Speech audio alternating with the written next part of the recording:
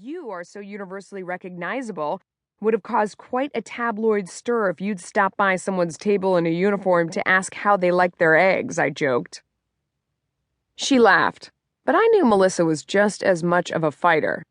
I've seen her in commercial breaks during one of my shows selling skin cream that promises to reduce creping. I bought a tube. On the same day, I was flipping through her new cookbook. She's magnificent at finding an opening to cleverly capitalize on what's hot. I love that about her. Maybe Michael knew how to pick worker bee kids, I went on. Or maybe we learned watching him work himself to death every day. Perhaps a bit of both. Either way, we all graduated from his care as nose-to-the-grindstone workers. I think that's why none of us ended up in rehab or sticking up a convenience store, she said. I don't think any of us could stand the thought of him seeing our mugshot. I think Half Pint was onto something. Melissa Francis is live in Concord with the latest on that story. That was my cue. I stared into the camera lens, a black abyss that sucked the breath from my body. I could hear my photographer's boots as he shifted behind the camera, waiting. Nothing else.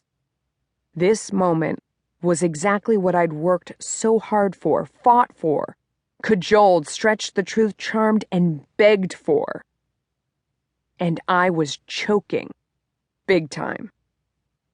I'd done so much to claw my way to this opportunity.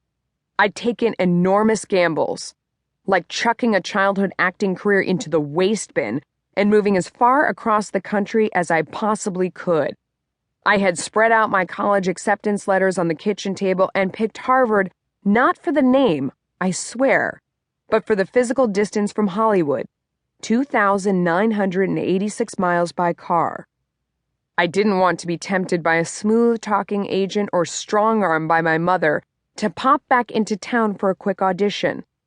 A 5-hour plane ride clear across the continent hung up the phone on that conversation. I was going cold turkey on Hollywood. During that first brisk fall, I trudged through Harvard Yard, crunching pumpkin-colored leaves under my new lace-up duck boots, and, just like Reese Witherspoon in Legally Blonde, I gaped in delighted awe at the centuries-old dorms. I thought about what I might transform myself into in the future, and what to study to get there. The choices were dazzling. Near Eastern religion, romance, languages, frozen heroes, plant sex, all very tempting. Ultimately, the economics department seemed the right fit. Dissecting the country's balance sheet, studying what breathed life into an expansion and what hobbled a healthy economic growth spurt, appealed to my curiosity and my sense of order. Plus, I'm a huge nerd. I was drawn to politics, but here the debate from both sides would be sorted, organized, and reasoned with math. Proof. Using unbiased hard numbers to prove or disprove political theory? I loved the very idea. When I went to look for a summer internship after my freshman year, though, I knew I didn't want to sit at a desk every day. My first career, my first lifetime, had been spent under the dazzling lights of the entertainment industry in front of the camera. Earning a paycheck now in front of a computer wouldn't hold my attention for long. I had been spoiled by a life where people seemed to believe that what I did held a kind of magic, even if I knew better. I couldn't quietly type up reports in a dimly lit cubicle now. I'd gone to the career counseling office and flipped through the black 3-ring binders filled with postings for summer interns. Consultants, analysts, I wasn't totally sure what I was qualified to analyze at this point. A listing in the 40th binder caught my attention.